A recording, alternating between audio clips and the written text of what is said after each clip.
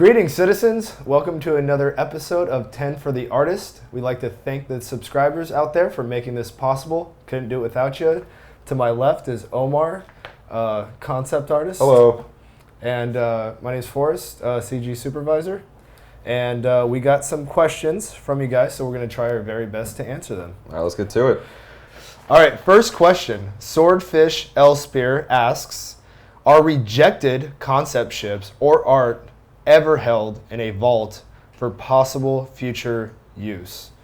If there is no official one, do artists lend or tend to hold onto a few of those on a personal basis? We've never had a rejected concept art, have we? Yeah, You've never had to redo anything, have you? all the time. What happens? At least a few times a Have day. you ever had to completely redo something? Where it's just they're like, nope, rejected. Yes. And what do? Do you All take the any time. of that? Do you have a vault at your desk? Well, Do you have a combination? Okay, so we'll break it down because it really depends on who's leading that concept, who's designing that, right? And when, as a concept artist, you're trying to develop someone else's vision, right?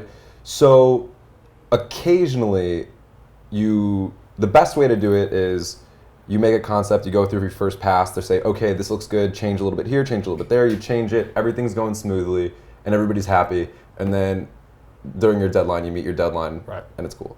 Sometimes you do a concept, and maybe you get a little cheeky, you want to get creative, so you kind of throw something out for left field, and it could be like, I kind of like it, but I need you to integrate it a little bit more, or it can be the worst, which is, this is not what I'm thinking at all, redo it. So those concepts usually aren't put into a vault. Some things that are put into a vault, and I could speak on this for like assets, helmets, and things like that, is let's say I create something and it's a little bit weird, it's a little bit too sci-fi, and they want it to be more industrial, not as sleek. We might take that concept and say, hey, it kind of looks like it fits over here more. So when we get to this, when we have to do this task, then here's something that we kind of like the feel, and then you might be able to start for. So something might be able to fit Kruger and RSI, and then you'd be like, okay, well, that's more RSI. Let's just put it and hold it. Yeah, I don't think it generally, we ever have to keep it in a vault as much as really look at the concept and figure out, okay, where does this actually fit in the world? And obviously, it's not always going to be perfect the first time around. But now that we actually have these manufacturers and we've finally been able to put Chris Roberts' kind of visual standards onto the screen, we have a better and better idea of what each concept gears towards as far as the manufacturers. So, and the styles and the look of the game. So it's, I don't say we ever really throw anything away. I feel like for every concept piece, even if it's not 100% correct, there's elements that we could take for it, even if you need to take that element and put it towards another concept for another manufacturer. Right. And even if it's like geometry based, you can just go in and rip one thing out. Like I really like the thruster, but the whole rest of the ship is awful. Yeah. And you'd be like, rip it out. But with ships though, I think with assets it's easier, but with ships, they're really deliberate from the get-go. So very rarely when we start a ship, do we finish it and say, oh, it doesn't match, we'll throw it away. Like that ship is designed to fit a certain thing, and there's so many stages that it really can't get off track so much to the point where there's a finished product that's the people aren't happy with. Yeah, that's exactly right. It wouldn't be rejecting concept for ships, it's evolving the concept for ships. So that's nice. Not bad, huh? Damn, all not right. Bad. So you got Chris Roberts, you have designers, you have concept artists, you have a slew of people that are reviewing these concept art, and from the very get-go, we're making sure that it works in every aspect that's required for the game, and meeting the visual consistencies that we need for the universe. So it just keeps evolving and evolving and evolving until finally it's something that we're ready to. We feel like it fits Star Citizen. All right. Hope that answers your question, Swordfish Elspear. Storm. Wait, do you want to switch off, or do you just want to do this? How do you want to do this? Just want to rap? Yeah, I'll do two, then you do two. All right, sounds good. All right, we have Storm. All right, Storm. When making various parts of the game, how do you stay motivated on things that are normally dull? Maybe items, maybe certain characters. Well, don't make it dull. If it's dull, then make it cooler. Some things are dull. There's some, Are they? so you just have to. Some things you just have to be done. Yeah. Right. Yeah. Like. Yeah, there are things that are boring. I tasked Omar yesterday with doing a shadow proxy for a helmet. Yeah, that was boring. Yeah, but to stay motivated, it's, Yeah. money's a good motivator. Yeah. But other than that, most of the time, you were right though. You try to make it cool. Make it cool, yeah. I mean, this is a sci-fi game. You know, Right. you could be creative about everything, whether it's a coffee pot, in your apartment, in your space condo, Right. or it's, I've seen super cool things. You saw in the Gamescom demo that intro, that kind of room that they started, and it's just like got the cool light post, cool lighting, cool coffee stuff, cool little PDA, and so you could really, I think no matter what it is, the fact that it's sci-fi, you can Right. kind of make it interesting. Yeah, if you're really,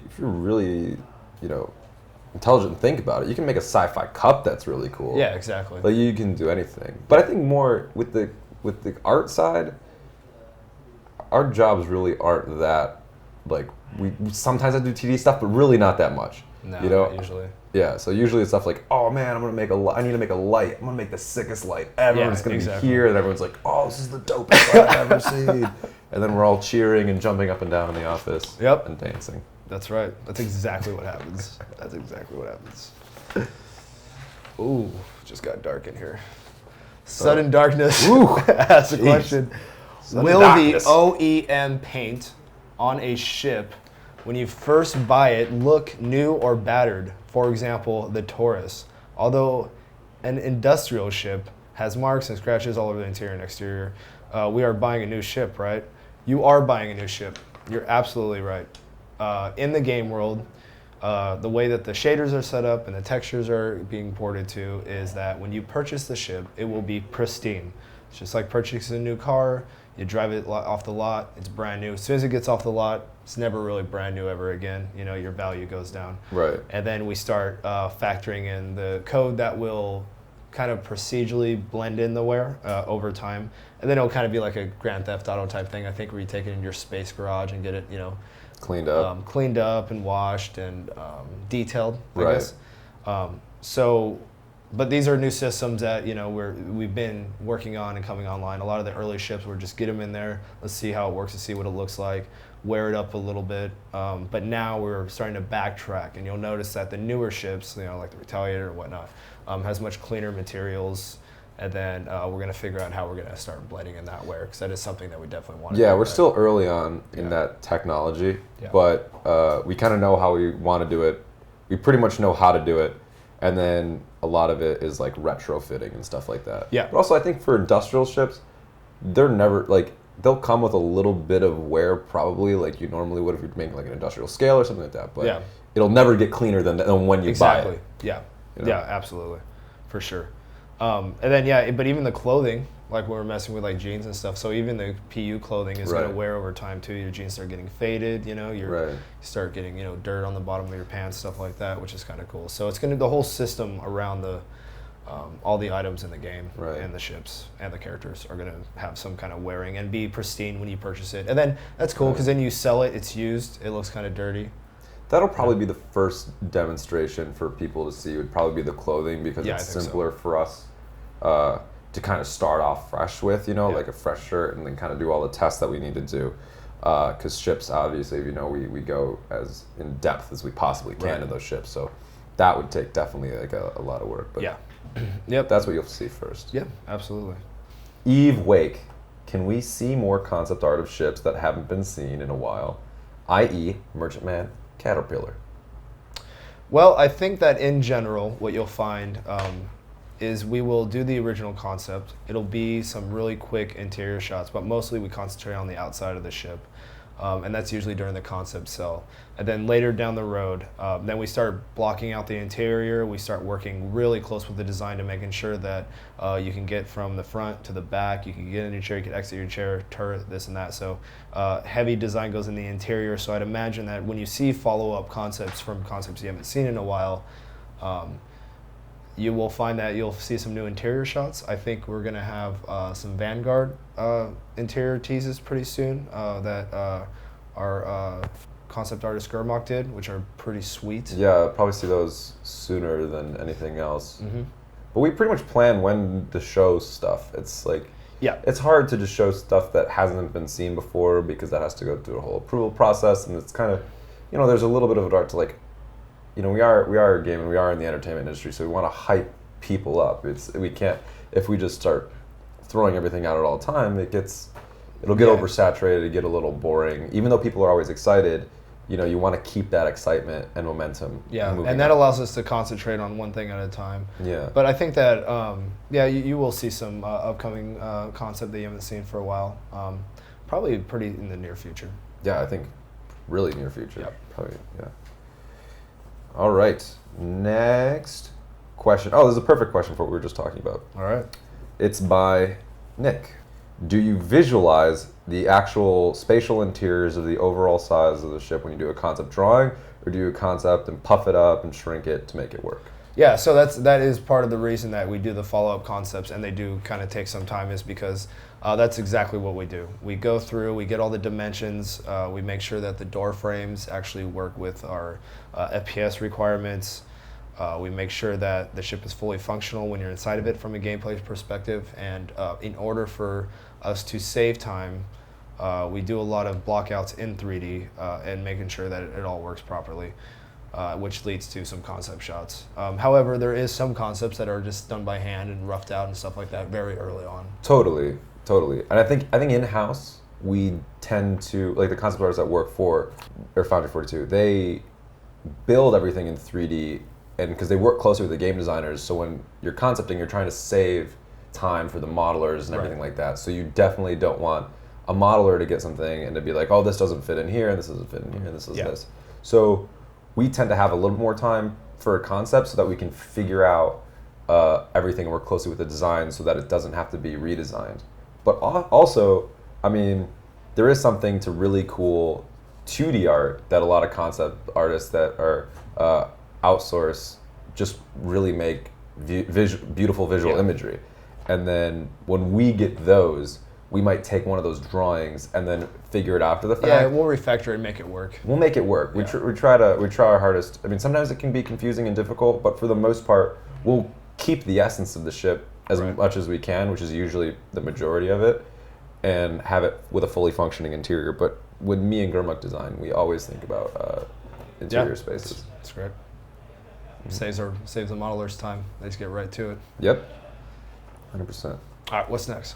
All right, do you want him to read this next one, or you want me to read this next one? Fire it. All right, fire it. Okay. Go away. Far Fire away. Seeker. I like how this is the only one that I just says. told you to go. I just told you to go away. I apologize. Oh I wait, meant fire away. dude, this is ridiculous. Can I just leave? All right, here we go. All right, whatever. Don't cover your face. Bring it I'm back. not covering my face. I'm bringing it down. Okay, I'm just that's putting it back in order. Oh, shit. Okay. Far Seeker.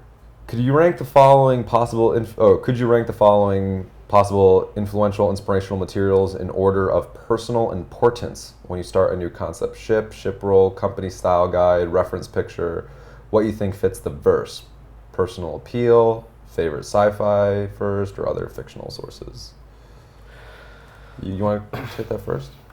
Sure, yeah. So we do actually spend quite a bit of time. I mean, again, it all comes back to the manufacturers, right? They kind of define the way that everything looks now. Right. And but one thing that, like lately we've been kind of looking at the shapes of the ship and making sure that, the form kind of fits with each manufacturer, having similar styles as far, maybe the bridge is kind of always rounder on this type of ship, but it's much more blocky or square, on this manufacturer, so maybe this is more of a fighter pilot, this is more, kind of industrial, right? So we do definitely keep a very big log of exactly kind of our style guides of how we kind of approach each and every ship, and it kind of already falls into a type and a visual feel like right off the bat when we start doing the concept. Yeah.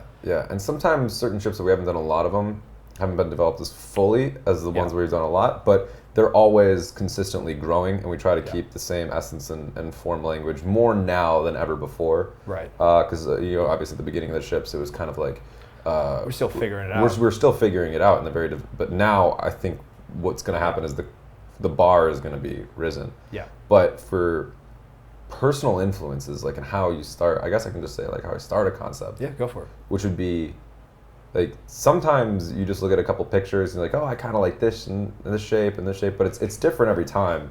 If I'm really in the dark, I'll just block out shapes until I see something just like black and white. Right. Just nothing. They'll look abstract. Just a silhouette. Yeah, sometimes not even. Just sometimes there's this program called Alchemy, which just draws weird stuff, and you're like, oh, I see something in there. Other times, you'll get direction from somebody being like, it's this kind of feel, and then you start from there, and you kind of do a little bit of research. And other times there's no direction at all, and you gotta kind of piece it together yourself. And I find just looking at, 3 images. Like if I have to do a helmet, I'll look at 3 things that aren't helmets, and then a couple things that are helmets, and then try to mush them together. Yeah, I think that's great advice too. Like, I mean, I love doing that. I kind of get the overall look that I want to go for, and I find a couple examples. Then I find some kind of more kind of radical looking things that aren't necessarily on those things, and I figure out, all right, this kind of style and this kind of look, that kind of fits the way it should be, but it's not part of it, and I'll just kind of start combining things and start kind of building shapes and stuff, and then try to get something kind of original and new, so it's not completely just reiterating on something that already exists. It's just, evolve the art and the process and keep trying new things, and then you'll kind of see it and you'll be like, that works, or you'll know, that doesn't. Yeah. Right. And it's always different every time you start. Like, I don't know if there's like someone has a specific method of how they begin something each and every time. Yeah. Because a lot of times we have to start just from a blank piece of paper, which is like, it's pretty tough, Yeah, it is. Or a blank idea. Like, you just come up to me like, I need a jetpack, and I'm like, I don't know. And it's like, okay. I did that for Gamescom. I asked him to do a jetpack in one day with no concept. Yeah. He's all right. Oh, and have a game modeled. Great. Oh, yeah, that too. I was like, jeez, okay. You want to ask the next question? Sure. There you go, bud. Let's do it. Jumpman. How exactly would helmets work on a multi-monitor display? Usually the extra monitors gives us more FOV in games. But if heavier helmets restrict FOV, wouldn't it just cover a significant screen space with helmet? This is a question that I do not have the answer to yet. Design has been working on a way to make that work, but there are some challenges, such as it's a significant advantage while you're playing the FPS, having so much more screen space. And you can't obviously stretch it across 3 monitors, so you actually need the extra field of view. So that's kind of a difficult one, and I'm not sure exactly how that is going to work, but if you guys have suggestions, I'm sure throw them into the forum and ask design and give your suggestions on how to make that work, because I know they're still fleshing that out, but I don't have the details yet. Yeah, I think it's just unfair right now. And is that what the Oculus, is that like, because that requires the full thing too. Is that kind of like having 3 monitors? Well, I've tried the Oculus one time. I don't necessarily think it's like having 3 monitors because you can just like look to the left, look to the right, and it kind of comes over. And it just tracks. It covers your whole monitor. face. Yeah, but I think depending on certain games, you can change your FOV. But for certain games, I love when they do that, like the racing games, and you have like the multiple monitors and stuff. Yeah. You got your joystick. The windows on the side. Oh yeah, that's so cool. That's tight. But I don't know if we can. I don't necessarily know how we're gonna be able to do that to where it's not a tactical advantage. But we'll figure it out. If you stack 3 more monitors on top, then you could kind of still have your 16:9 ratio. Okay. This is getting radical. Oculus. We'll just sit right in front. I just think I did an Oculus plug. Yeah. Yep. DK. Steve Hunter, do you have style guides for non-combat related things in the universe? For example, the look of clothing being different on each planet or different by each clothing brand. We sure do. Heck, we got a we do. fashion line that you guys are going to be able to try on all kinds of clothes. We got Megan and Rob McKinnon on all that over stuff, that. doing Terra fashion styles. Terra fashion casual, Terra fashion business, we got Terra fashion senators, upscale, downscale, bar clothes, bar patrons. Mm-hmm. Oh, there's going to be a ton. It'll be a world full of clothing. That's going to be real fun to model. Yeah. So many shirts. Yeah. No, it's going to be, We're going to be modeling a lot of clothing. So, but that's fun. Who doesn't want to, I mean, the whole system is based, as we said before in the last one, that the whole system is very modular. You have pants, you have shirts, gloves, shoes, high heels, hats. All kind of, we don't have high heels. Yeah, we will. I was going to say, there's a lot of animation things that need sounds to be difficult.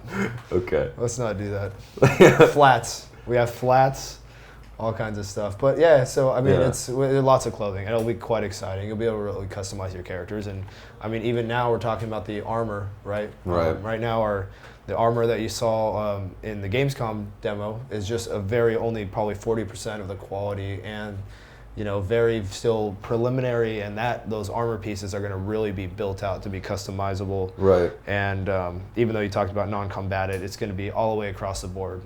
Everything's going to be customizable. Right.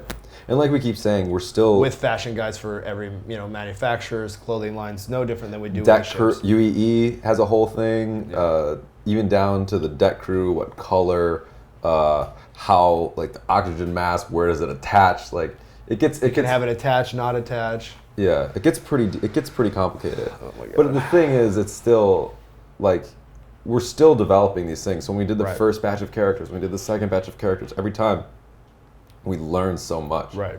So when like you kind of always want to restart from scratch and be like, I can do it better, but you obviously can't. Obviously you can't, but as we start developing and as we start ramping up the character team and as we start ramping up the quality of the characters and figuring out our system and damage and the modularity, because we have everything ready, it's just needs to be. I think we're finally wrapping up all the tech, like as of right now, and now we're ready. The things that we kind of have are kind of more legacy, but now we have the final Star Citizen tech of how we're going to do all this stuff for the non-combat clothing, and including the wear like we just talked about, and all the different item attachments for all the different clothing. Put a jacket on top of your shirt type thing. Mm-hmm. You'll probably start seeing that in a couple months, I think, coming online, as far as that full system. Well, it probably has to be after the PU gets released. Maybe. So a couple months. It's pretty close. Yeah. But I don't know exactly. I don't know the date. But we're working on it. We are working on it. I promise. Cross my heart. Oh, okay. Ready? Yeah. Farewell, Red. No, farewell, Red. Say goodbye to Red. See you later. See you later. Will the other helmets be closed at the back? I mean, now you can still see the skin in the neck, and I guess that will give you some problems in space. No, never. No, of course not. We were working on Gamescom. We're doing the demo. We're doing the play test, and then someone comes up to me and they're like, the characters are kind of cool and all, but when I was doing the EVA, my neck was kind of, And then we were like, that is a design choice. Out there in space. And I was like, well, is that a problem? Is that not supposed to, would that be a thing? Yeah, so actually currently, we got that fixed, and so actually it kind of has like some kind of black rubber that protects you. But you brought up a good point like a week ago where you were talking about having a type of, attachment or some kind of bridge between the helmet and the suits that's kind of modular. That way you can take the helmets on and off, and they actually do kind of cover up. That was just one of those things that we just you don't really think about until you're in space and all of a sudden your neck is exposed and you're like, oh, that's not right. That's gotta hurt. So I think it's hard too, because when you first design a character, sometimes when we were doing the Marines, they were going to be fighting indoors, right? So we kind of designed them for a situation like that. And then as design goes on, they're like, what would be really great would be now these guys are going to launch into space, or now the hull is going to be breached, or that now. So as design throws things at us, that's when we start to come back and fact check our characters. Right. Between like, okay, now we know that all the Marines pretty much, or all the combat soldiers, are essentially going to have to be EVA capable at some point, to some extent, or at least survive in a minor that breach. lifts us back to the first question, which is that's when we go back into the vault. Right. And we reevaluate the concept, and then we figure out, do we need to go back to concept stage and make some adjustments? Can we make them on the fly like Omar did with the jetpack for the Gamescom demo? Right. Is it a temporary solution? Is it a permanent solution? So we go back, see what we can do, and then all of a sudden, we have the next clamp, and then we have jetpacks. And then we learn from it. So then that's the next iteration, is we say, okay, now we're doing the concept like for the EVA jetpack. Right. That Jeremiah's working on. We know that the way the thrusters need to be set up now, which means they're going to take that into account. So they're going to be even better than the last version, right? Exactly. And that's just as we're fleshing this out, because we are in pre-production. We are still learning how the game mechanics are going to work. So that's just it's a very organic, iterative process. Right. Yeah. I think it's difficult too, because one thing is just that. So concept would have to know that all these Marines have to be EVA capable, yet they don't know when they're drawing it that it does, because you don't know it until it's built and it's in game, and then you see, okay, this is a problem, but that's something that needs to be designed. So once that happens, then we can go back to concept and say, hey, all collars, there needs to be some sort of collar or connecting point, right? And they'll concept it. And then when we get to the game, the guy who's modeling the character, he needs to know, here's where the geometry goes, here's how it connects. The concept is now built off of this one point. Yeah, exactly. But there needs to be a whole bunch of things to occur for us to notice and to develop. You need the it. suit to support it, so it snaps in. You need the helmet to support it. Then you need all the modular pieces of the suit to support it. So it's it's a very, it's a thing. Yeah, especially when it's like modular, flying through space. Like it gets. Why do we have to do space? You just have to support everything. Oh it's just gosh, the way it is. Space everything. And land and sea. I'm not saying sea though. I'm not announcing. You just did that. No submarines. No sea. No planets of water, please. No planets. Are we going? Actually, that would be pretty easy. That was a good question though. We should do, yeah, we do know. Waterworld with Kevin Costner. Really? We're gonna do Waterworld? No. Announcing. No. 2000. That's not true. But that would be awesome. Some modders out there do that. Kieran. Kieran. That's K-Iron, like the beer. Kieran Ichiban. I don't know. Are we going to come across non-humanoid alien races in the verse? Absolutely. Yep, hope so. Oh yeah. We've been designing them. Yeah. So. That'd be boring if there's all humans. Yeah, we spent a lot of time making some of these alien races, so if they don't show up in the game, that wouldn't be very fun. No, that would not be fun. We have some super cool alien races that we're really excited about. And we have ships specifically designed to for fit alien races. For alien races. Yeah, absolutely. So yeah, you'll be able to hopefully. I mean, on and eventually, I think on the PU side too. Once. At first it's going to be very humanoid because, that's what we're concentrating on. We want to make sure we do it right, and then we'll move on to the next thing. And then, like right now, obviously the Van Duel's been going on for a while, the Banu, right? Right. So, it'll be cool to be playing around, be playing kind of the PU, and to all of a sudden starting to see like some Banu appear, some, these different alien races that you have to interact with. I don't know the lore. I don't know if they like each other or not. Maybe they don't. But I would imagine it's going to be very similar to like a Star Trek, Star Wars type deal where you go on the planet, you go into the bar, there's all kinds of different alien races that you have to interact with. And especially as you're traveling through space, you're going to be going into, a whole new area that's going to be primarily the alien race. You'll kind of be the minority, I'm sure. It'll be kind of pretty cool, actually. So I'm actually very excited about the aliens. I'm excited about the aliens too. And like we keep saying, like the word of the day is like development, right? So we have to develop. So at first when you develop a character, it takes a long time, right? So, but that's a great thing about being a funded game like this by the public is because maybe at first there's a couple alien races here and there. But as the world develops over time, like if it takes off and it's 10 years down the line, I mean, you could have a fully populated world. But for the initial, which would be awesome. Which would be amazing. Yeah. I mean, that's our whole end up goal. That's the goal, yeah. But for the initial launch, I mean, there has to be a give and take of how far we can take it and develop it. But once we have it developed, we can take it pretty far. Yeah, and we'll probably concentrate on the main races and then just get those polished and nice. Van Duel and Xi'an probably are going to be the most, probably the most thought about at first. Yeah, for sure. Okay, well, I think that's all of the questions. Again, we'd like to thank our subscribers for making this happen. And we've been talking too about doing you were talking about, well, we're breaking the fourth wall here, about doing a recording of artists making art and how we do a concept and how we approach it and like the very first stages to the last stage. So, I mean, I'm down to do a video like that because I know some of you. Okay, so maybe next time around, what we'll do is we'll actually do some recording of the work in progress of some of your next work, and then we'll kind of demonstrate some time lapses of building a helmet from scratch to finish or something. It'd be kind of cool. That sounds great. All right, guys. Well, thanks again. Thanks to subscribers. Thanks for having us, and see you next time. See you around the verse.